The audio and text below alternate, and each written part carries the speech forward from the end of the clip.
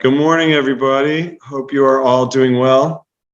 I want to share with you just a little background about the calendar, where we're at in the year, and then I'm going to turn to a story, as Rachel said, that we found in the Talmud this week.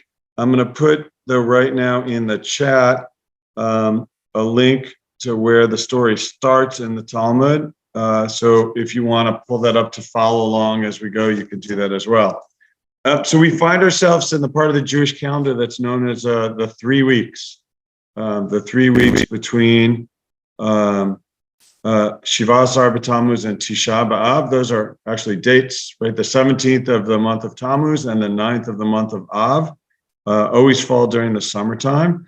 And those 3 weeks are a sad time in the Jewish calendar because they mark the time between when the Romans broke through the walls of Jerusalem to the destruction of the temple that followed it in the year 70. So there are some mourning rituals that different people take on at this time, increasingly as we get closer to the holiday, the day of Tisha B'Av, which is a major fast day. It's other than Yom Kippur, it's the only other major fast day that we mark for the destruction of both temples and a number of other historical events that fell, some maybe by coincidence, some by tradition, and some intentionally. Some perpetrators of some events put them on Tisha B'Av, I think, to make it worse. Right, a famous one that people talk about is the expulsion from Spain in 1492, that the decree was issued on Tisha B'Av, and some people think it was done that way on purpose because it was already a sad day for the Jews. Let's just make it sadder for them. Anyways, it's not often that a subject shows up in Daf Yomi in the 7-year cycle, like in the right month of the year. Right, some masechtot that we studied about the holidays didn't always fall anywhere near the holiday we were celebrating. But I found as we were a little more than midway through Gittin, we have these stories about the destruction of the temple, and this is the season for it. So the narrative we're going to look at today, it's really a fable, I would call it, that where the rabbis try to explain what was it that caused the destruction of the temple. While Yom Kippur on our calendar is a day where we think about personal redemption, things that we've done wrong, that we could do better in the year ahead, Tisha B'Av for the rabbis was a day about communal wrong or discord in the fabric of our society that led to destruction or led to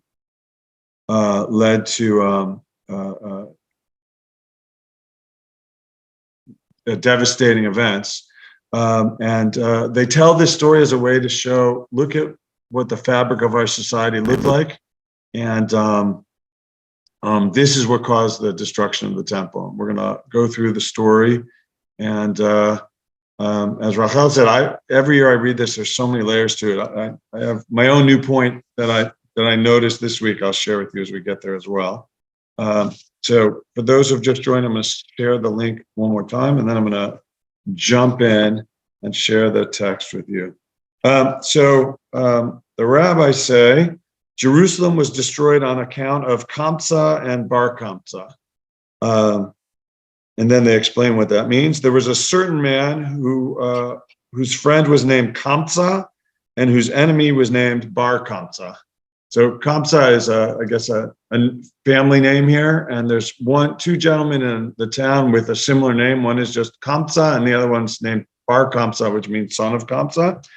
And there's a third person who's friends with Kamsa and enemies with Bar Kamsa. You can already see maybe how they might be difficult to keep straight because of the overlapping of the names. So this anonymous person made a large feast, and he said to his servant, "Go bring me my friend Kamsa," right? Invite Kamsa to the party. And the servant went and by accident invited Bar Kamsa. So we have a case of mistaken identity. Bar Kamsa, the enemy of the host, is invited to the party instead of Kamsa, the friend of the host.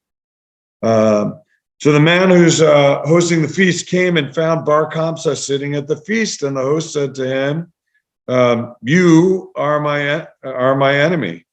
What do you want here? Arise and leave. And Bar Kamsa says, since I've already come, let me stay, and I will give you money for whatever I eat and drink. So the host discovers his enemies in the room, and he wants to kick him out. But Bar Kamsa says to him, let me stay. Like, let's be civil about this. Let me stay. I'll even pay for my own food, hoping to appease the man who hosted him and to avoid embarrassment. But the host says, no, you must leave. Bar Kamsa ups the offer. I'll give you money for half the feast if you don't send me away. And the host says no. And Bar Kamsa says, I'll give you money for the entire feast. And the host says no. And finally, the host takes Bar Kamsa by the hand, or sometimes I think about maybe he took him by the collar. That's not what the text says, right? And drags him out, throws him out of the party. So I want to pause at this stage right here, because the beginning of the story says, right, Jerusalem was destroyed because of Kamsa and Bar Kamsa on this mistake. And one reading of this story is that here in this conflict, we see one layer of what's wrong with the society here. That the host of this party, after a case of mistaken identity, is so stuck in the feud he has with Bar Kamsa that he can't overcome it, that he embarrasses his guest.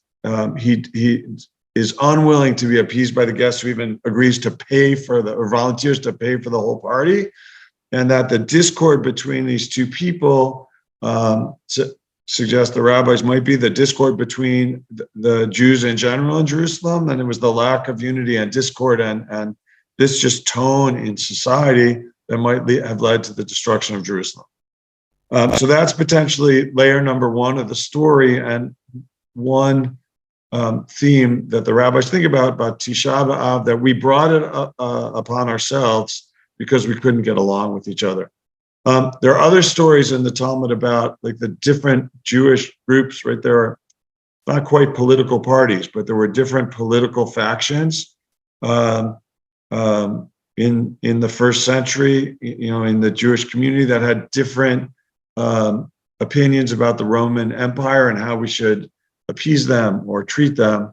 That'll come back in this story a little bit as well, but sometimes people see this story as a metaphor for the way in which there was infighting between the Jewish groups, and because they couldn't hold themselves together and were arguing about all sorts of different issues, that led to weakness, that led us to be unable to defend ourselves against the Roman threat. All right, Claudette, I see you have a question. You can pause to take it here, but because I'd love to hear it. The story today is a little lengthy, so I want to make sure to get through it, but happy to hear your question. But if I defer the answer to the end, please understand. It's not, I'll be brief. One of the things that I take away from this story is also those who are supposed to be the example in society sometimes need to step up and put peace, because if the people at the party had said something to the host, maybe sometimes we need to step up. Nice. That's a good transition into the next part of the story. I appreciate that, Claudette, and that theme continues. So thank you for that. Do I see? I'll deal with the question in the chat also. Apologies, Rabbi Goldberg. I accidentally muted you. I'm really sorry, folks. That's fine. You had enough of me. All right. I was just getting warmed up and I already got muted. All right, I'm back. Daniel asked me, right, so there's a person named Kamsa and there's a second person named Bar Kamsa, which means the son of Kamsa. So Daniel points out probably that means the son of Kamsa's dad is named Kamsa. So right, there's probably another Kamsa as well, who's not a character in the story, but I'm sure there was a third one around. Kamsa is not such a common name in the Talmud outside of this story, as far as I know, but the story alludes to maybe there's another one as well. All right, so Claudette gave us a good transition, because here's the next part of the story. Bar Kamsa has been kicked out of the party, and here's what he says. Since the sages were sitting there at the party and didn't protest, what was happening, they must have been content with what the host did. So Bar Kamsa is not just personally offended. He sees the rabbinic leadership of the community in the room, and none of them got up to go to the host and say, hey, give this guy a break. Hey, let this guy stay at the party. Hey, you're making a big deal. Or, hey, we know you don't like the guy, but just let him eat his chicken or whatever. I don't know what they were serving. Just let him stay and enjoy, and don't make a scene of all of this. But they didn't. And Bar Kamsa is not just upset about the way in which the host humiliated him. He may have expected that because, he knew he was not on good terms with the host, that there was some feud there. But what gets him is that the rabbis didn't do anything. Maybe a second layer, but here's what Bar Kamsa does in response. He says, I'm going to go and inform against them to the king, meaning the emperor. Right? Bar Kamsa says, well, he's going to have his revenge. He's going to go to the emperor of the Roman Empire and let them know what happened, inform on them. Could mean just tell them what happened, but inform on them in this context seems to imply like he's going to give over some kind of evidence to the empire that will get the Jews, the rabbis, the rabbinic leadership in trouble. So what happens? He goes to the empire and says, the Jews have rebelled against you. Which historically speaking, right, the Jews rebelled a number of times against the Romans, which partly led to tension between Romans and Jews and partly led to the destruction of the temple. Not all of the Jews were rebellious. Some factions were, some weren't. But he goes and informs and said, the Jews are rebelling against you. And the emperor said back to him, who says that this is the case? How do you know? And Bar Kamsa says, well, I can prove it to you that the Jews are rebelling against you. And here's what he tells them to do. Send an offering from you and to the temple and see if they will sacrifice it. So Bar Kamsa suggests to the Roman emperor, make a gift of a sacrifice to the temple. And if the Jews sacrifice it, that shows they're not rebelling against you. But if they don't sacrifice it, you'll know trouble's in the air. So what does the emperor do? The emperor went and sent with him, meaning Bar Kamsa, a 3-year-old calf. So the emperor says follows Bar Kamsa's advice, sends a sacrifice, and appoints Bar Kamsa to be the messenger to deliver it. And so while Bar Kamsa was coming with the calf to the temple, he made a blemish on the calf's upper lip, or some say he made a blemish on its eyelids, right? A place where, according to the halacha, that sort of blemish makes that's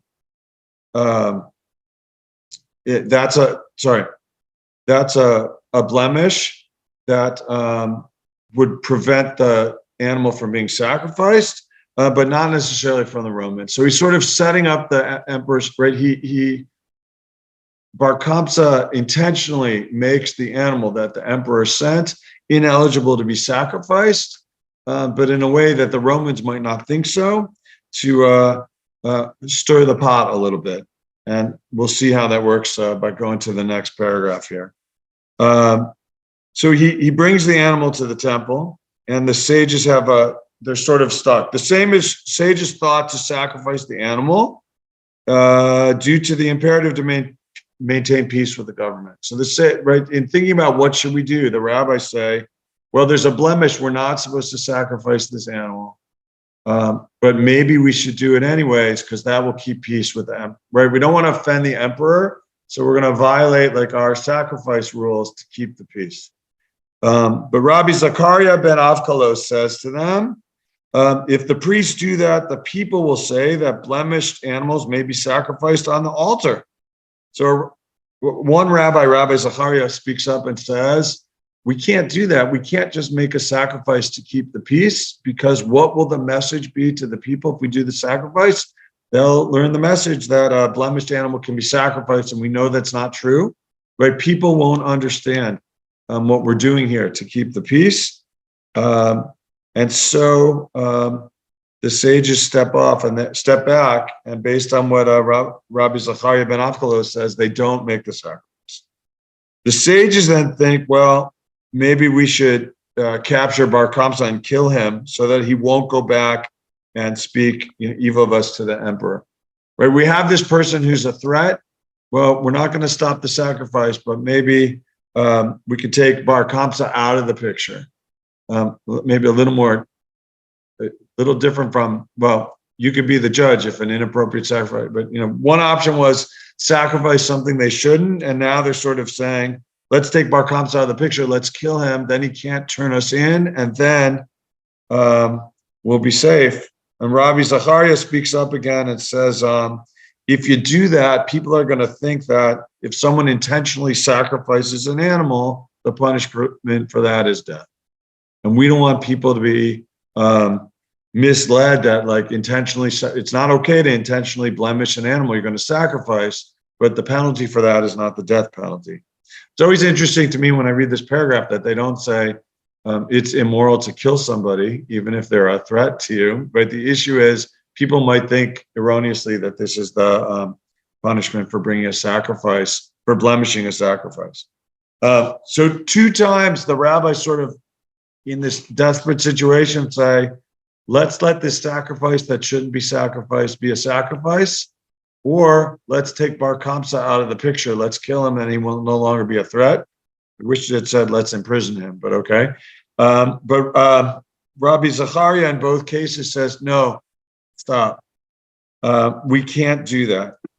And then this is what happens next. Rabbi Yochanan says, the excessive humility of Rabbi Zachariah ben Avkos destroyed our temple, burned our sanctuary, and exiled us from the land. And that's the piece that, for me, strikes me it struck me this time as I read this story, where we see first early in the story about a feud between a man and Bar Kamsa that gets out of control, that shows maybe discord amongst the people. We see the rabbis not stepping in to hold the people to an ethical standard, or not stepping in to defend Bar Kamsa, or maybe try to get the host of the party to calm down. Those things are often the themes that we look at in the story and say, that's the message of what was wrong with the society that led to the destruction of the temple. But I'm struck by Rabbi Yochanan's statement here at the end that he says, it's Rabbi Zachariah who caused the destruction of the temple, the burning of our sanctuary, and the exile from the land. And that struck me because as I look at what Rabbi Zachariah said, he's holding to ethical principles and values, right? We have rules for sacrifices. We don't want to change them. We don't want to violate what happens in God's holy temple to appease the empire. And we certainly don't want to kill somebody to prevent him from telling on us.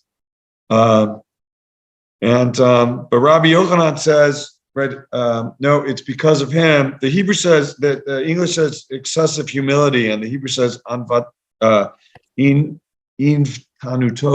right? His humility, which is a weird word here because I don't see it as humility. But the commentators sort of look at it as like excessive holding on to principles, or he's like so focused on like the justice and the right that he doesn't see the bigger picture. But I'm sort of taken aback to think that maybe it's Rabbi Yochanan who's overstepping. Yes, Bar Kamsa was a threat, and yes, maybe there could have been something to do to keep him from going back to the emperor, or to keep him from using this blemish sacrifice to get the Jews in trouble. But his statement is it's Rabbi Zachariah who stands up for ethics and makes that statement that leads to the destruction of the temple. And it strikes me as I read it, well, maybe here Rabbi Yochanan is modeling, I don't know that I would call out Rabbi Zachariah in that way. And there's a way in which Rabbi Yochanan, for me, echoes, the voice of the host that, he's putting the blame, he's putting the blame in the wrong place. That by standing up for certain ethical and moral principles, yes, Rabbi Zachariah stopped certain intervention that might have kept Bar Kamsa from going back to the emperor, or could have stopped his plot, but that actually he's stopping the rabbis here from doing something that they really don't want to do. Like the time for the rabbis to act would have been at the party, not afterwards here. And it just makes it a little more complicated. And it just struck me as like, wow, Rabbi Yochanan's a little harsh here in pinning the blame on Ravi Zacharia and not in other places. Anyways, I'm going to pause here. This is one section of a much longer narrative, which if you're reading along, you know about stories related to the destruction of the temple. It's worth reading this handful of pages in these weeks, especially with Tisha B'Av coming up, to see the different stories and the different tone of that. And I'm going to pause here, see if people have comments and questions. All right.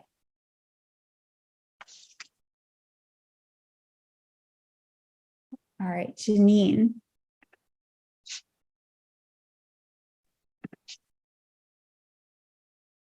Oh, Janine, I think you have to hit your Still on mute.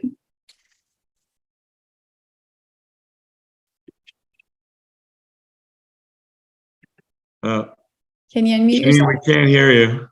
Okay, can you hear me now? Oh, now we can hear you. Yes. I have to say I'm inclined to this for reading this, but the whole temple sacrifice thing always doesn't particularly move me in any way. And I guess I see what the rabbis did in significantly changing the religion as being a very good thing. But in addition, the fact that the Roman emperor said, okay, I'm going to do a sacrifice too, isn't there any notion that, I mean, he worships idols. Isn't there any notion that his sending that blemished or not blemished isn't something to be, that's the reason to reject it, just because he's an idol worshiper. And it seems like this device of doing the eyelet or doing something else, I mean, that's not the substance. The big thing is that he's a Roman, and it seems like being included in any way is problematical. So there was certainly tension between the Jews and the Romans, and we see this in the stories on these pages. If I understood you right, Janine, what you're saying is it's not the technical detail about the blemish. It's that the Roman Empire of all people shouldn't be sending a sacrifice in the temple because the temple is for Jewish Israelite sacrifices, not Roman sacrifices. And I could see how that might play in, right? This foreign dignitary doesn't get, the Roman Empire, I would say this way, the Roman Empire didn't have most favored nation status in the rabbinic courts, and maybe then their gifts should be rejected. I have to say, I'm not an expert on sacrifices, but I believe that, a fit animal for a sacrifice can be sacrificed. And I believe, that the source of the animal doesn't prevent it from being offered. And so while I relate to what you're saying in terms of the geopolitical tensions that are here, I'm not sure that technically that invalidates the sacrifice.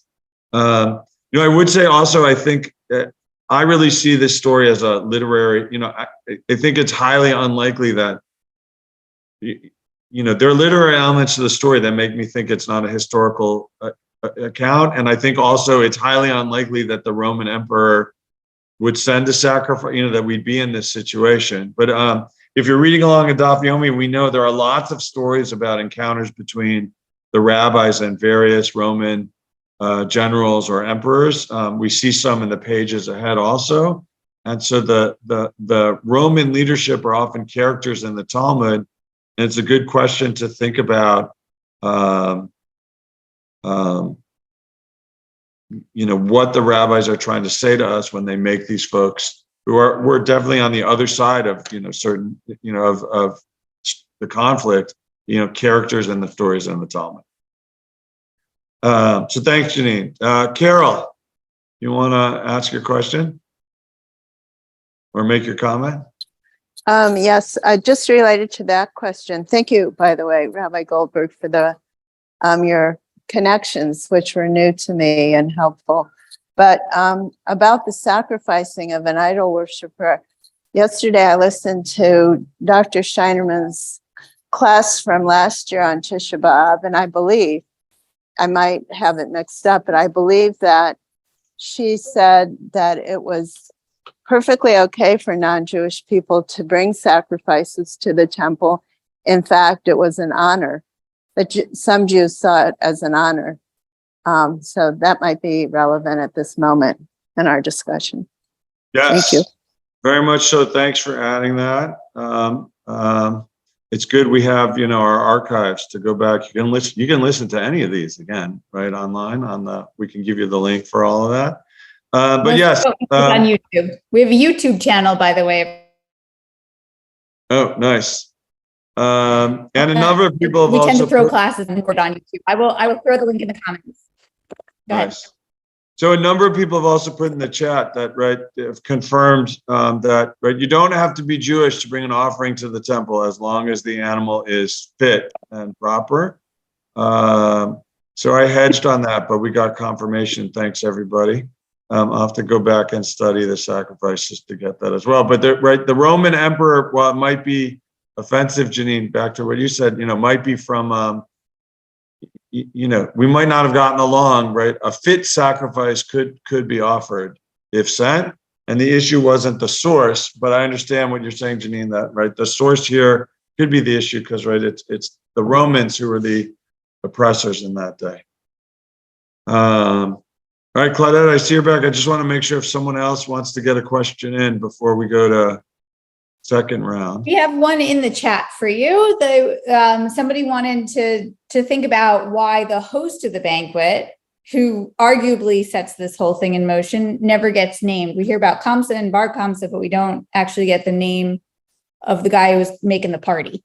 Yeah, I love that comment.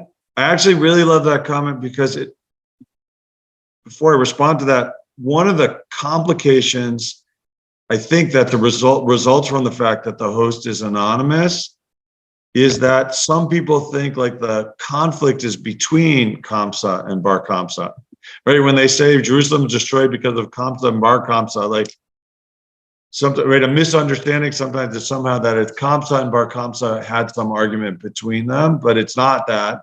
It's that one was the host friend and one was the host not friend, and it's actually the anonymous host.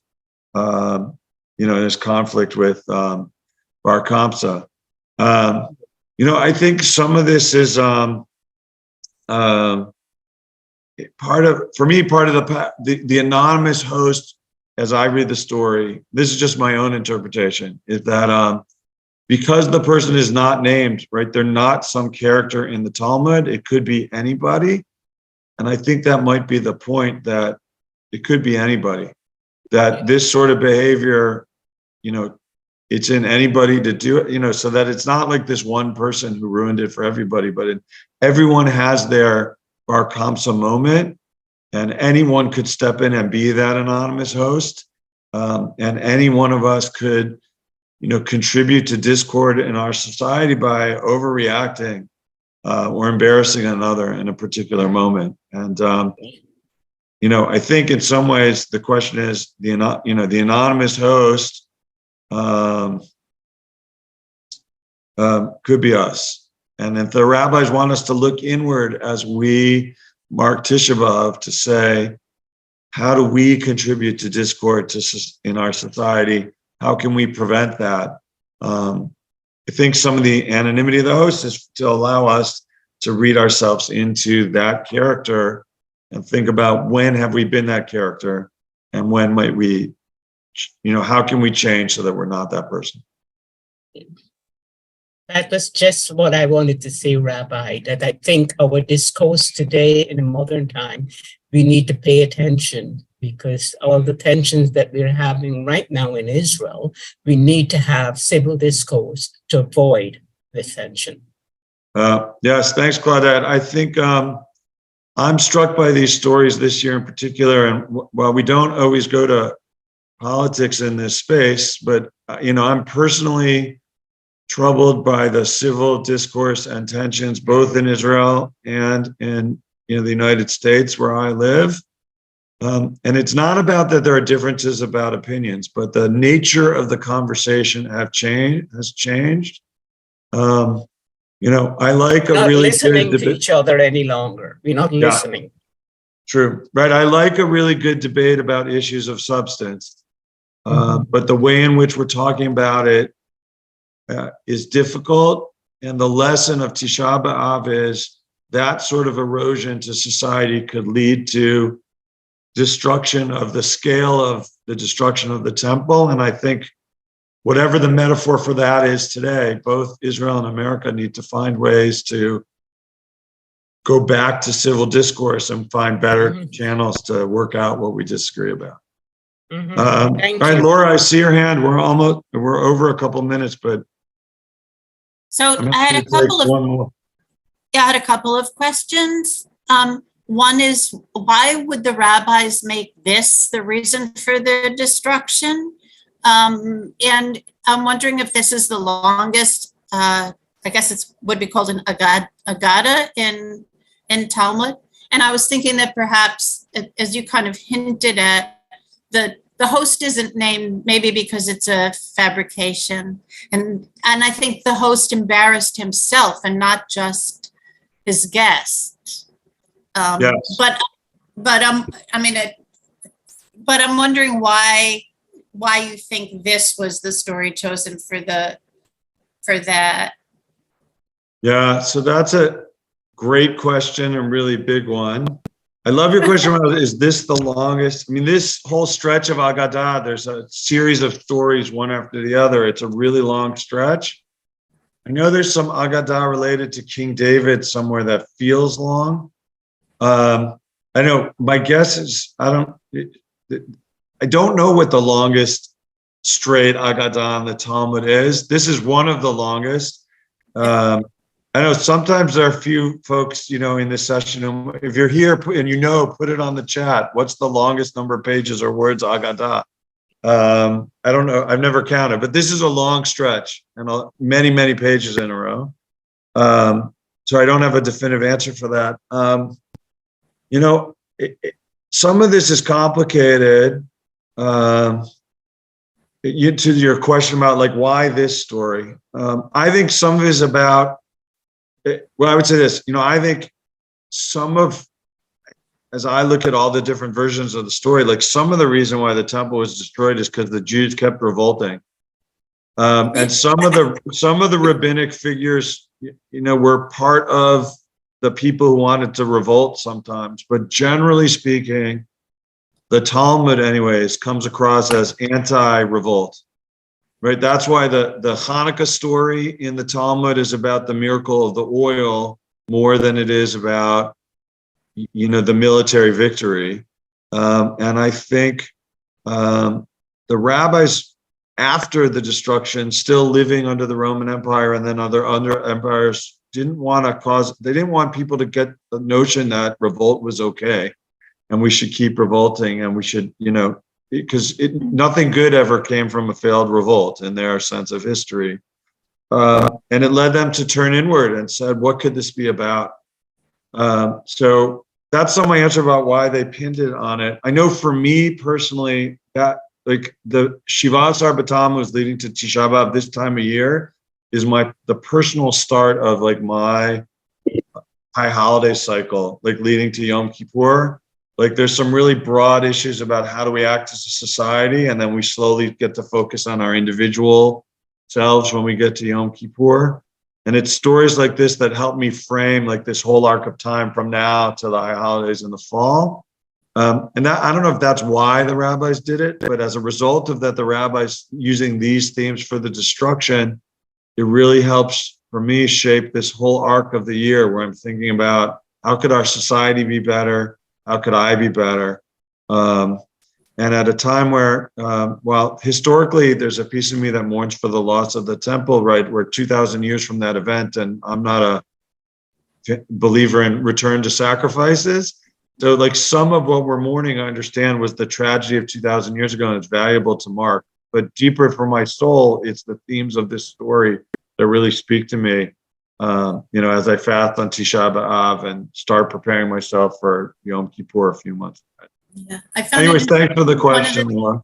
one of the themes that was dropped was all the sages sitting around and doing nothing, and they don't comment on that. I think it's sort of more telling than Yeah, the rest of the there's a story. lot to it. And what I love about this story is when we read, if you read it next year around Tisha B'Av or in 7.5 years in the Daf Yomi cycle, so much more will come out as well. It's a rich couple of pages and there's so much here. All right. Thank you. Rachel, I'm going to send it back to you because we're over So our we half ran a little hour on this over, but story. I taught an hour-long class on this story a few days before Tisha B'Av last summer, and I couldn't get through the whole thing in an hour. It spans about 3 dapim. It's very long. If you enjoy this format for reading things, I actually sat and we read the story together in class and discussed it as we went. So I just popped a link in the chat if you're interested in checking that out. And spoiler alert, I'm sorry, I did run out of time, even though I went as fast as I could and practiced it ahead of time. But thank you for giving us this moment to pause and think about a very complicated and interesting story. There's a lot going on. We only scratched the surface today. And it is fortunate that it worked out this way in the calendar this year, so that we are reading it at the right time of year. Sometimes Daf Yomi hands you those gifts. Really I'm thankful I could do that online because in the daily writing, with the evergreen rule, I can reference it here, but I can't reference it on the blog. That's next true. time, because 7.5 years from now, it'll be near Pesach. Right. So my rule for authors is they have to write their piece in a sort of evergreen way so that it would read well in the next cycle, potentially. Yes. That's what Goldberg is referring to. So, okay. Thank you everybody for being here. Thank you, Rabbi Goldberg, for diving into this rich material with us. We'll see you in your inbox tomorrow morning, and we will see you again in this space in 1 week's time. All right. Have a good week, everyone. Thanks, everybody. Shabbat shalom. Shabbat shalom.